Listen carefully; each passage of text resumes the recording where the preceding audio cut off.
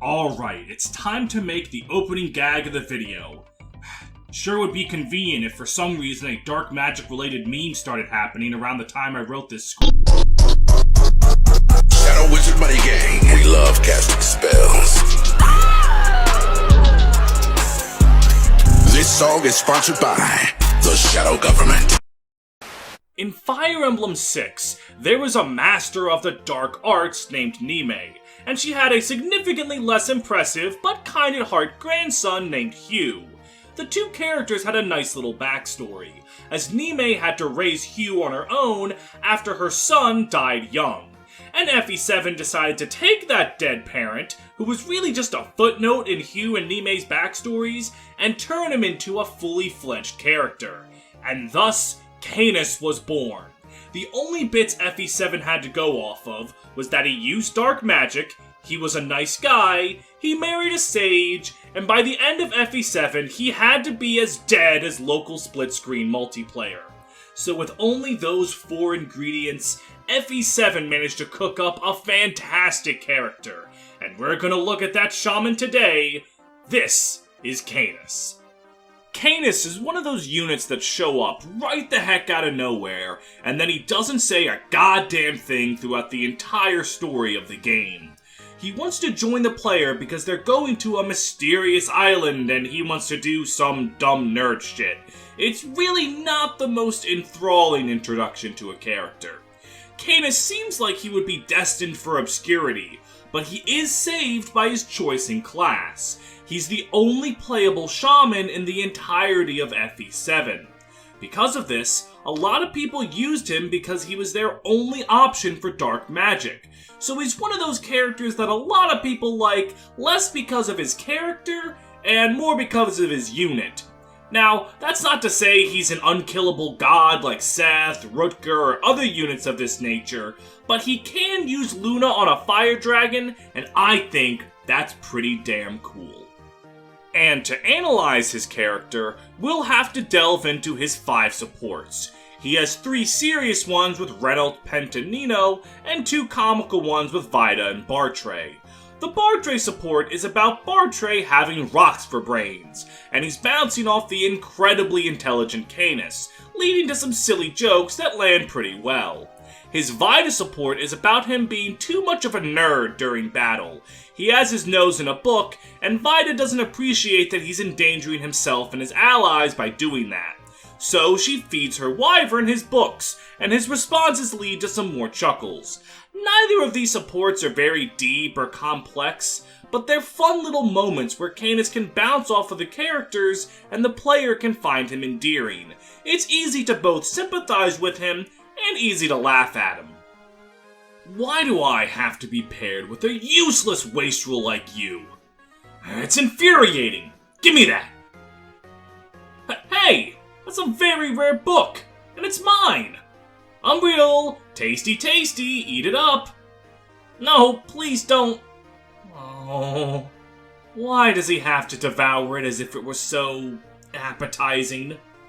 His support with Nino is taken much more seriously, but it's still very simple in concept. Nino is a young child eager to learn, and Canas is a young man eager to teach. The two hit it off in nerd-to-nerd communication very quickly, and it's one of those simple feel-good supports, where you're watching 2 likable characters bounce off of each other. It also delves into some world building halfway through, with Nino remarking that Canas looks very scary when he's using magic, since he's using the powerful elder magic that draws from mysterious sources beyond human comprehension. This is consistent with the lore from FE6. Dark magic being the most powerful isn't just a gameplay stat thing. Nime and Ray both went into how dark magic's power comes at a cost, which is very relevant not only to Canas, but also to an obscure FE7 character you might have heard of called the main villain Nurgle. Speaking of dark magic, Canas tells Nino how he and his mother had been preparing Hugh for dark magic, but Hugh's been responding very negatively to it. When Nino learns that Hugh isn't even 2 years old yet, she makes Canas realize that he's probably jumping the gun and should calm down and just be there for his kid. On the surface, This is just a nod to Hugh and his inability to use dark magic, but it also works in making Canas really likable. I know it sounds weird, but I like that Canas was pressured into forcing expectations on his son. Someone's parent pressuring their child into raising their child in the way that they want is a really common phenomenon, and seeing Canas acknowledge that and apologize for it is a unique perspective that I don't think Fire Emblem's ever really touched on before. The support ends with Nino and Canas' little found family dynamic changing into a brand new dynamic. A regular family dynamic. Nino shows Canas a portrait of her family, and Canas remarks that her mother has the same name as his wife's sister, Iris. Though it doesn't prove anything, Canas and Nino decide that their headcanon is the real canon, and declare themselves niece and uncle, giving Nino a family after her last family... Anyways, the support chain manages to juggle between being a reference to FE6, a world-building support, and a support that just tells a story, and it does all those things very well.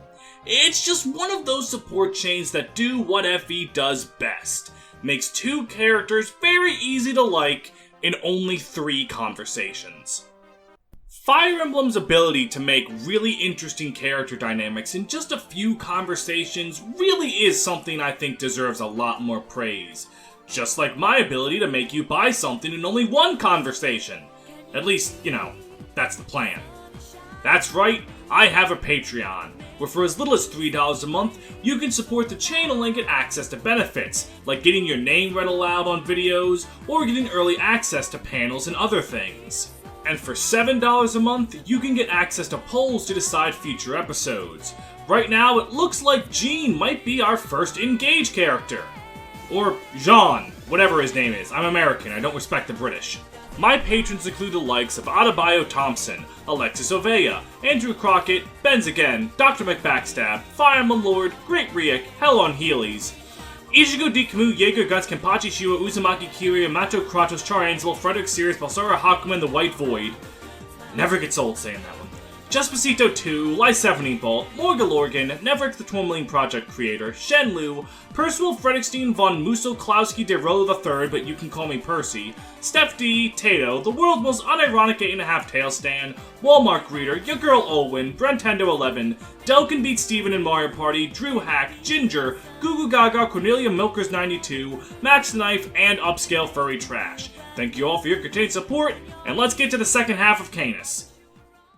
Canas' Pent support starts much more lighthearted than how it ends up, with Canas being honored that he is speaking to the world-famous Mage General Pent. Canas remarks that his wife would love to know this, as she's an anime magic user like Pent, and it leads to them nerding out over their respective choices in magic. But given that Canas' choice is in the dark arts, this ends with Pent learning some disturbing facts he wishes he didn't. As you know, Elder Magic is based on the forces of darkness.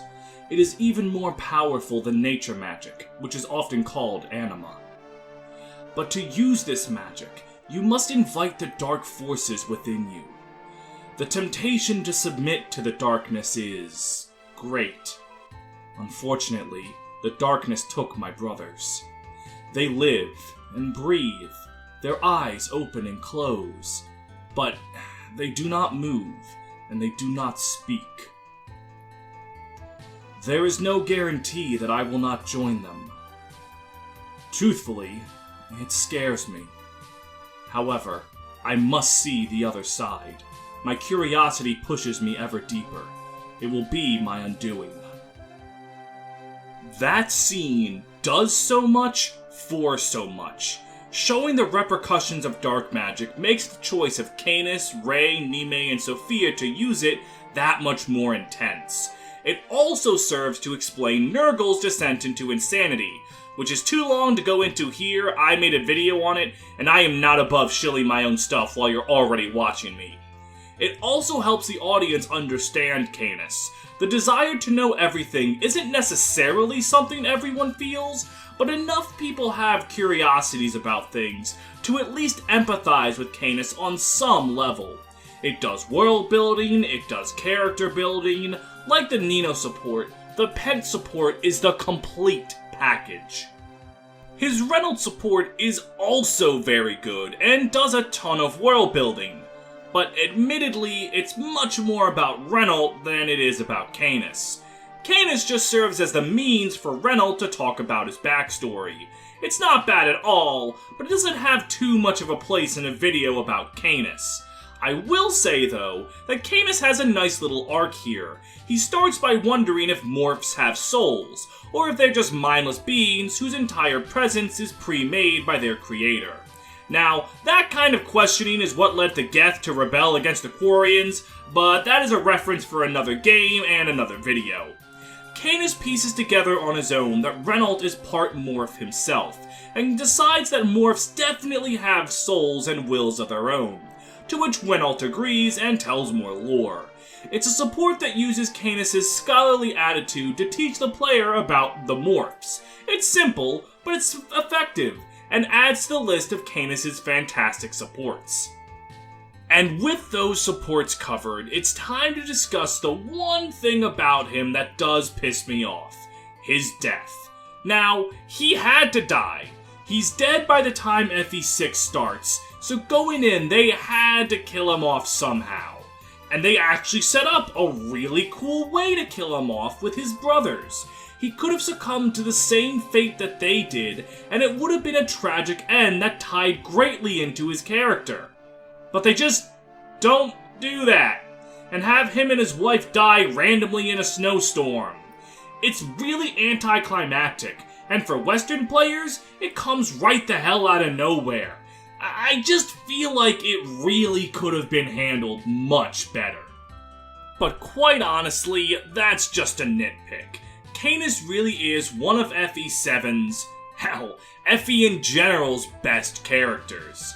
I'll be honest, reviewing his supports for this video, I actually found him to be even better than I remembered. I highly recommend reading all of his supports for yourself. You'll find strong world building, strong character writing. I think you'll walk away from it with a great respect for not only Canas, but FE6 and 7 as a whole. Plus, he's fucking purple, the best color. That honestly was the only argument I needed from the start. Thank you guys very much for making it to the end of another character analysis video. This marks episode 74. We've almost done 3/4 of 100 episodes. Holy shit. As always, I'd like to thank the Green Brigand for his help in watching and reading the script, making sure I don't say anything too stupid. Thanks, buddy, as always. If you enjoyed the video, consider coming down to the Discord. We have a lot of fun there. People are advertising it right now. I mainly use it to talk about the Orioles when they win, and they've been having a good year. And other than that, it's just a place where people talk and sometimes watch Yu-Gi-Oh! 5Ds in the video chat. Come on over, it's a good time. Until next time. Change the world. My final message. Goodbye.